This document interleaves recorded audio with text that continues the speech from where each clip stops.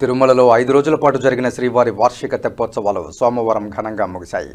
చివరి రోజు శ్రీ మలయప్ప స్వామివారు శ్రీదేవి భూదేవి సమేతంగా తెప్పపై విహరించి భక్తులకు కనువిందు చేశారు. ముందుగా స్వామి అమ్మవార్ల ఉత్సవమూర్తులను శ్రీవారి 4 మాడ వీధుల్లో ఊరేగించి శ్రీవారి పుష్కరిణి వద్దకు తీసుకువచ్చారు.